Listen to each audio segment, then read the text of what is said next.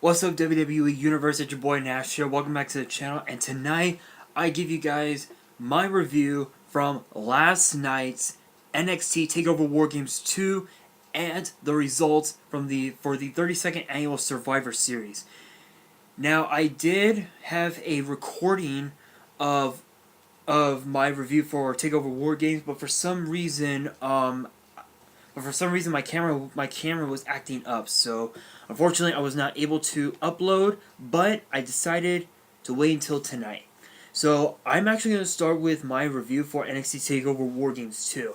My honest opinion, that night stole the show, because War Games itself, the War Games match itself, was the highlight of the entire night.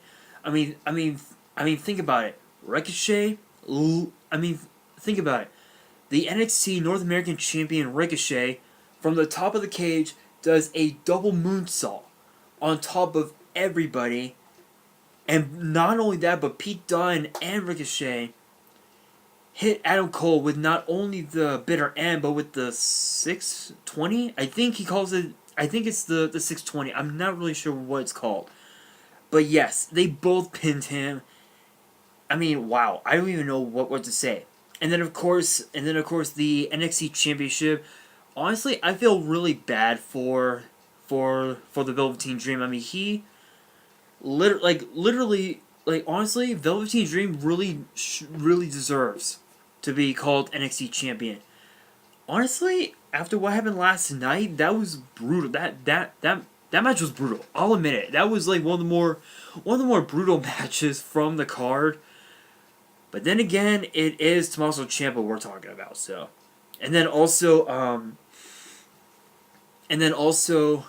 the one-on-one match between Aleister Black and Johnny Gargano in a rivalry that literally started back in the summer, like around, like around the time when TakeOver Brooklyn 4 was gonna take place. And you would think that it would have been someone like Ciampa, or someone like maybe the Velveteen Dream or something like that. No, it was actually Johnny Gargano. So last night, yeah, Aleister Black really tore the house down with his match against Johnny Gargano. And then of course the NXT Women's Championship. Honestly, I feel really bad for Kairi Sane. I mean, she put on a clinic last night, but unfortunately Shayna Baszler, with the help of Maria Shafir and Jessamine Duke, retained the NXT Women's Championship. And then of course prior to that, Matt Riddle and Cassius Ohno in an impromptu one-on-one match, in just out of the blue. 5, 6, maybe 7 seconds later, Matt Riddle wins. His first takeover, and he wins. Like, what? Like, whoa. That just happened. So yeah, honestly, TakeOver War Games was lit. It was fire. So much fire. And plus, it's NXT. You can't go wrong with NXT.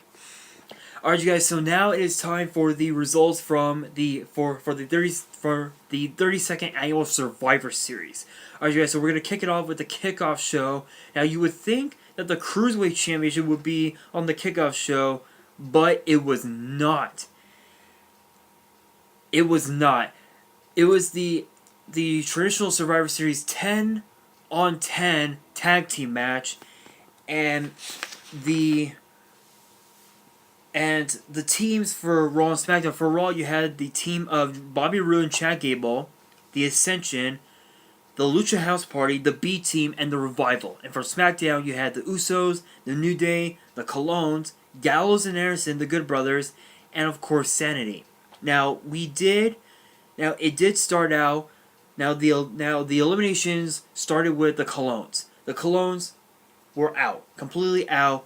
Not only that, but Kalisto was also out, and because that the Lucha House Party consisted of 3 members, the captains, Roode and Gable, had allowed Gran Metalik to take Kalisto's place, and yeah, but still, so it went the Colognes, the I think the B team, yeah, B team, Sanity, Ascension, Good Brothers, Root and Gable, New Day, and then also the Revival. So yeah, so the sole survivors was the Usos, thus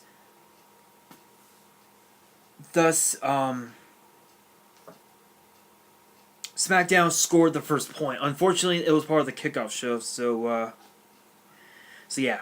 But still, they did score the first point. Alright, you guys, so from there we move on to the second of 3 Survivor Series traditional matches. This one was for the women. So for Team Raw, you had the captain, Alexa Bliss, and the entire team consisted of Mickie James, Tamina, Nia Jax, and originally it was Natalya and Ruby Riott of the Riott Squad, but because that Natalya and Ruby Riott beat the hell out of each other because of what Ruby Riott did to Natalya's father's sunglasses a couple of weeks ago, they got booted out. So instead, replaced them was Bayley and Sasha Banks. And from SmackDown Live, you had Carmella, Naomi the Captain, Sonya Deville, Asuka, and originally it was Charlotte Flair, but because that she was put in the match with Ronda Rousey, Mandy Rose became the final member. And it really would not have mattered because the sole survivor was actually Nia Jax. It really didn't matter who was the final member, who was the final member for Team SmackDown. Either way, it was done. It was done. Alright, you guys, so from there we move on to a one-on-one match between the Intercontinental Champion and the United States Champion, between Seth Rollins and Shinsuke Nakamura. Oh my god. This is one of those matches that stole Survivor Series. Literally. The closing moments of the match, you know what, I'm going to go ahead and say it. Seth Rollins defeated Shinsuke Nakamura in a dream match we thought we would never see, with a curb stomp. Not only that, but later in the night we found out that at TLC, and this is actually the first match that I have written down on the card for TLC next month, Seth Rollins will defend the Intercontinental title against Dean Ambrose. Honestly, it feels like if we've come full circle. I mean, 4 or 5 years ago, Seth Rollins turned his back on the Shield, and Dean Ambrose was gunning for Seth Rollins.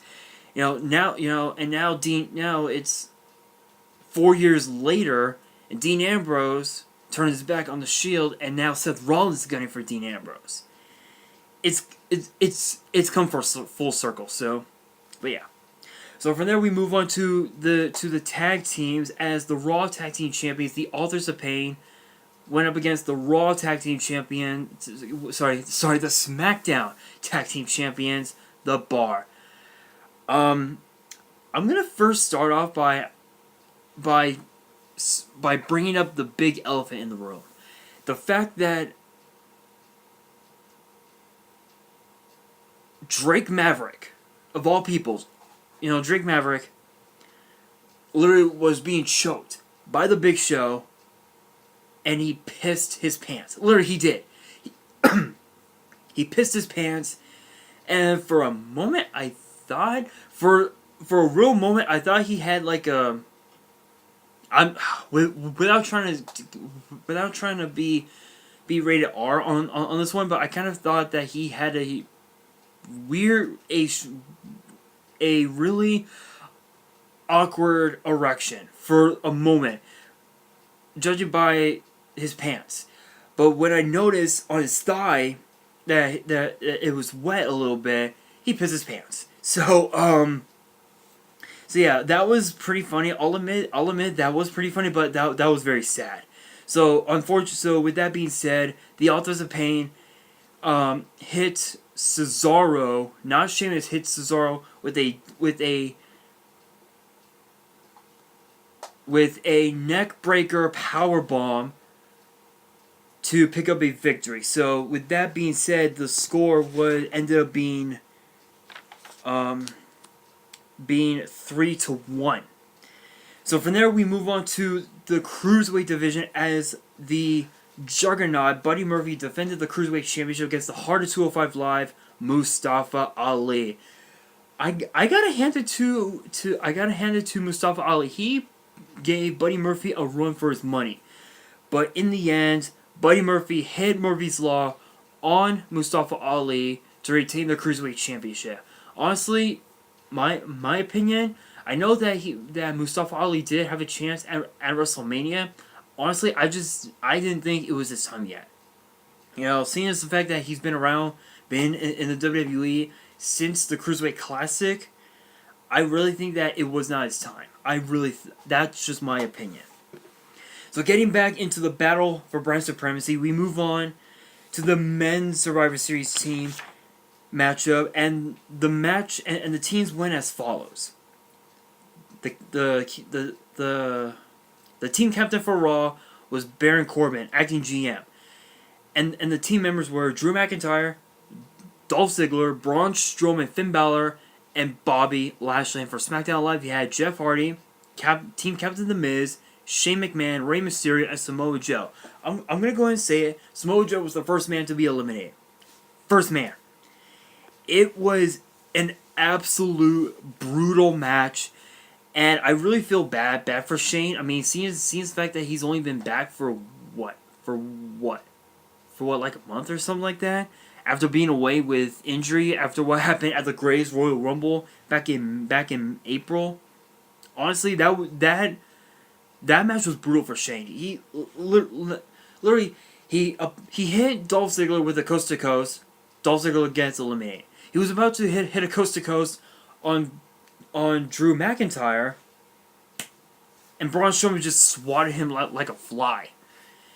And I don't even know. So the sole survivors for the match: Drew McIntyre, Braun Strowman, and Bobby Lashley. And Baron Corbin knew that Survivor Series was over for the men's team. So Baron Corbin decided to hit Braun Strowman from behind. And yeah, if I was Baron Corbin, I'd run, because Braun Strowman's coming for him, literally. Alright, you guys. So from there we move on to a one-on-one match that I did not think would ever end the way it ended. The Raw Women's Champion Ronda Rousey, the former 7-time Women's Champion Charlotte Flair. It was a one-on-one battle for the ages. And Charlotte knew that she could not win. So what she decided to do, she decided to grab a kendo stick and attack Ronda Rousey, just brutalizing her to the point of no return.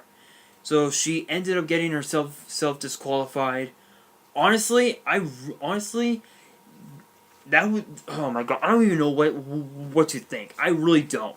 But Charlotte Flair did get herself disqualified, and honestly, Becky Lynch, I think she'll probably be proud about that, but she'll be disappointed that Charlotte Flair lost.